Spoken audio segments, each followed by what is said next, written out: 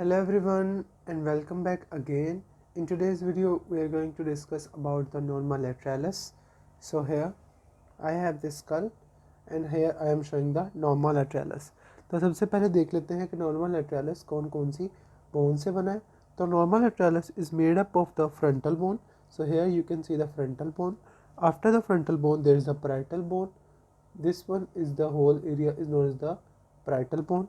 Parietal bone के बाद आ जाएगी occipital bone eight the back. उसके बाद आ जाएगी टेम्पोरल बोन. टेम्पोरल बोन के बाद आ जाएगी zygomatic bone, nasal bone, maxillary bone और एंड पर आ जाती है मैंडिबल.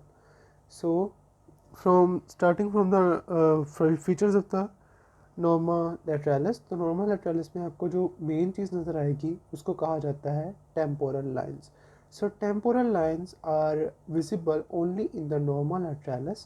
तो norma lateralis में कौन कौन सी temporal line है? एक temporal line जिसको कहा जा रहा है superior temporal line and the other one are known as the inferior temporal line. तो temporal lines को हम लोग कैसे demarcate करेंगे? सबसे पहले हमें पता होना चाहिए this one is known as the zygomatic bone.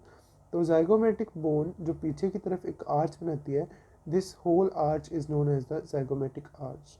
zygomatic arch पीछे आकर दो पार्ट्स में डिवाइड हो जाएगी.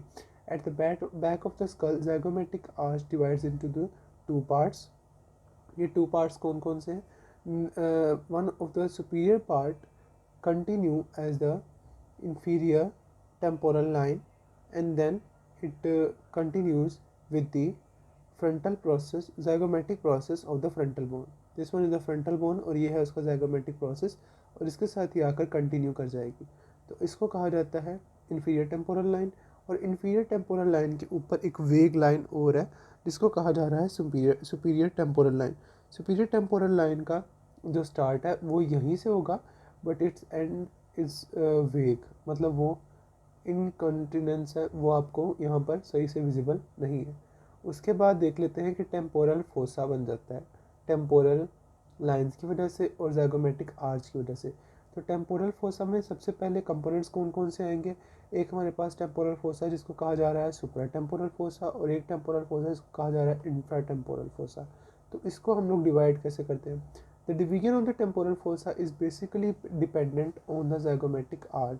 तो ज़ाइगोमेटिक आर्च जो है वो टेम्पोरल फोसा को दो पार्ट्स में डिवाइड कर देगा, supra temporal fossa and the infra temporal fossa. तो सुप्रा टेम्पोरल फोसा में कैसे इसको कहेंगे कि zygomatic arch above the zygomatic arch जो फोसा है that is the supra temporal fossa. और सुप्रा टेम्पोरल फोसा की बाउंड्रीज कौन कौन सी हैं? That the superior part of the supra temporal fossa is bounded by the superior temporal line. जो anterior है that is bounded by the posterior wall of the zygomatic bone. This whole bone is known as the zygomatic bone और ये इसकी posterior wall है जो कि supra temporal fossa को divide separate कर रही है from the orbit.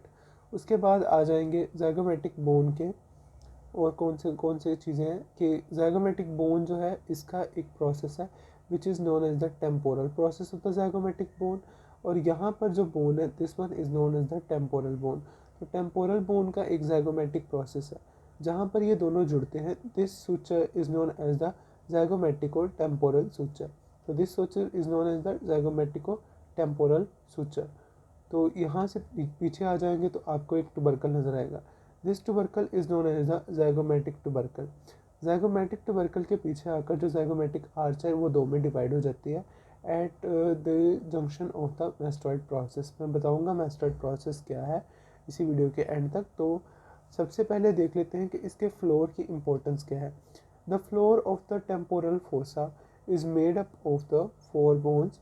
Four bones का यहाँ पर जंक्शन होता है. सबसे पहले this bone is known as the greater wing of the sphenoid यहाँ से, और ये है frontal bone, greater wing of the sphenoid, parietal bone and the temporal bone. जहाँ पर ये चारों बोन्स आपस में मिल रही हैं. यहाँ पर एक पॉइंट है. This point is known as the pterion. So ये अभी मैं इसको स्कल कैप को हटा रहा हूँ ताकि आप देख लें बाकी. तो मैंने मैंडिबल भी हटा दी. अभी देख लेते हैं कि यहाँ पर आपको एक पॉइंट नज़र आ रहा है, दिस पॉइंट, जहाँ पर इसका सूचर भी मिल रहा है, इसका भी एक सूचर मिल रहा है, इसका भी एक सूचर मिल रहा है और यहाँ से भी एक सूचर मिल रहा है. तो this point is known as the pterion. अब टीरियन की इम्पोर्टेंस क्या है कि यहाँ पर क्या क्या चीज़ें होती हैं। The Tyrion contains the interior division of the middle meningeal artery. इसके बिल्कुल नीचे जहाँ पर ब्रेन स्टार्ट होगा तो वहाँ पर आपको विजिबल होगी middle meningeal artery. Middle meningeal artery के अलावा यहाँ पर क्या है, lateral sulcus of the brain. जब हम ब्रेन का स्ट्रक्चर देखते हैं तो हमें पता चलता है कि ब्रेन के स्ट्रक्चर में एक लैटरल सर्कस है जो ब्रेन को सुपीरियर और इन्फीरियर पार्ट्स में डिवाइड कर रहा है। तो वो लैटरल सर्कस जो है वो यहाँ पर इसका पॉइंट है। तो ये हो गया इस पॉइंट का इम्पोर्टेंस जिसको मैंने कहा है टीरियन। और इसके पीछे अगर आप यहाँ पर आ जाएंगे तो यहाँ पर एक और पॉइंट भी होगा, उसका भी हम बाद में जिक्र करते हैं। टीरियन की एक और जो है वो इम्पोर्टेंस ये है कि यहाँ पर स्फिनोइडल फॉन्टेनेले होता है। फॉन्टेनेले मैं ऑलरेडी एक्सप्लेन कर चुका हूँ, जहाँ पर मैंने जो है वो सुपीरियर फॉन्टेनेले के बारे में बताया था कि ये एक मेम्ब्रेनस पार्ट है जहाँ से ब्रेन ने ग्रो करना है। ये स्कल्स जो बोन्स हैं, खासतौर पर स्कल्स की बोन, उनके दरमियान इस तरीके से एक मेम्ब्रेन को रखा गया है कि जब ब्रेन डेवलप करे तो वो वहाँ से इजीली डेवलप कर सके। अगर ये हार्ड होगा तो ब्रेन वहाँ से डेवलप नहीं कर पाएगा। उसके बाद हम लोग आ जाते हैं इसके और पार्ट्स पे। तो यहाँ पर एक्सटर्नल अकूस्टिक मीटस नज़र आ रहा है आपको। External acoustic meatus is basically that part which connect the cranium to the ear. तो एक्सटर्नल अकूस्टिक मीटस के बारे में पढ़ लेते हैं। Opens just below the posterior part of the posterior root of the zygoma. So this whole arch is known as the zygoma. और ये कहाँ पर, इसकी पोस्टीरियर रूट है, ये इसकी एंटीरियर रूट है। तो यहाँ पर ये कहाँ पर ओपन हो रहा है, at the posterior root of the zygoma. Posterior root of zygoma पर ये एंड करता है। Its anterior and the inferior margins and the lower part of the posterior margin are formed by the tympanic plate. तो ये सारा कहाँ से बनेगा, टिम्पैनिक प्लेट से। ये जहाँ पर मैंने फिलहाल बॉल पेन रखी है, दिस चीज ये सारी चीज़ क्या है, this one is the tympanic plate. और उसके बाद the margins are roughened for the attachment of the auricular cartilage. यहाँ पर क्या है, ऑरिकुलर कार्टिलेज अटैच होगा जिसकी वजह से ईयर फॉर्मेशन होगी। उसके बाद mastoid part of the temporal bone पर आ जाते हैं। तो ये वाला जो आपको एक प्रोजेक्शन नज़र आ रही है, this one is known as the mastoid process. तो मैस्टॉइड प्रोसेस के साथ एक और प्रोसेस होता है जिसको कहा जाता है स्टाइलर प्रोसेस। राइट नाउ इस कल में स्टाइलर प्रोसेस विजिबल नहीं है तो हम उसको डिस्कस नहीं कर रहे। अभी हम सिर्फ आ जाते हैं मैस्टॉइड प्रोसेस पे। तो मैस्टॉइड प्रोसेस के जो इम्पोर्टेंट फीचर्स हैं वो मैं आपको बताता चलूँ कि mastoid process lies just behind the external acoustic meatus. ये इसके बिल्कुल पीछे पड़ा हुआ है एक्सटर्नल अकूस्टिक मीटस के, and is partially obliterated squamomastoid suture में बी विजिबल। यहाँ पर ये मैंने बताया this is the squamous part of the temporal bone. तो यहाँ पर एक सूचर हो सकता है जिसको कहा जाता है स्क्वेमोमेस्टॉइड सूचर, बट फिलहाल वो यहाँ पर विजिबल नहीं है। मैस्टॉइड प्रोसेस के और कौन कौन से सूचर्स हैं, मैस्टॉइड प्रोसेस को जो टेम्पोरल बोन के साथ अटैच कर रही है, this suture is known as the temporomastoid suture, sorry parieto, this one is the parietal bone और ये है मैस्टॉइड बोन। तो इन दोनों को आपस में जो अटैच कर रही है उसको क्या कहा जा रहा है, this suture is known as the parietomastoid suture. और ये ऑक्सीपिटल बोन है और ये जो है वो मैस्टॉइड बोन है। तो अगर इन दोनों को जो आपस में सूचर कनेक्ट कर रहा है, this one is known as the occipitomastoid suture. तो जहाँ पर ये तीन सूचर आपस में कनेक्ट हो रहे हैं, this thing is known as the asterion. अब एस्टीरियन की बायोमेडिकल इंपॉर्टेंस क्या है कि यहाँ पर जो है वो होता है मैस्टॉइड फॉन्टेनेले। तो मैस्टॉइड फॉन्टेनेले भी एक तरह का मेम्ब्रेनस पार्ट है जिसने ब्रेन को ग्रो करने में हेल्प करना है। तो ये हो गया मैस्टॉइड। यहाँ पर एक ट्रायंगल है जिसको कहा जाता है triangle of the MacEwen triangle और द सुप्रामेस्टॉइड ट्रायंगल। एक स्मॉल डिप्रेशन है, पोस्ट्रो सुपीरियर है टू द मिएटस। ये यहाँ पर आपको एक्सटर्नल अकूस्टिक मिएटस नज़र आ रहा है, तो इसके पोस्ट्रो सुपीरियर, पोस्टीरियर साइड पे और सुपीरियर साइड पे आपको एक ट्रायंगल नज़र आएगी। This triangle is known as the MacEwen triangle. MacEwen triangle के बाद में बायोमेडिकल इंपॉर्टेंस बताऊंगा कि ये इंपॉर्टेंट क्यों है, पहले इसकी बाउंड्रीज देख लेते हैं। It is bounded above by the supramastoid crust.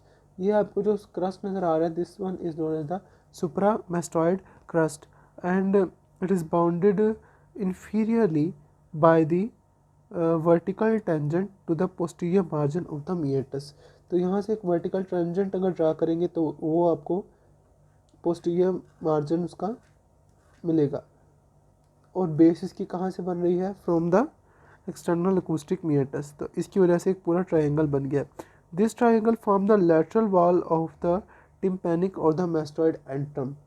क्योंकि ये मैस्टॉइड एंट्रम है तो यहाँ से ये इसकी लेटरल वॉल बना रहा है।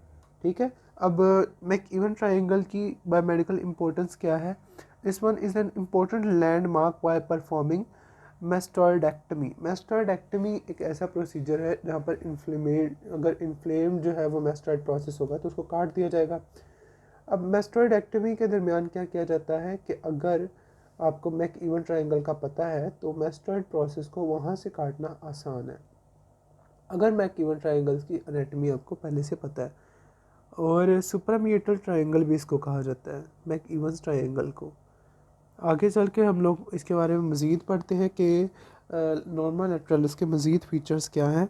एस्टॉइड प्रोसेस भी हो गया हमारा और टेम्पोरल फोसा भी हो चुका है।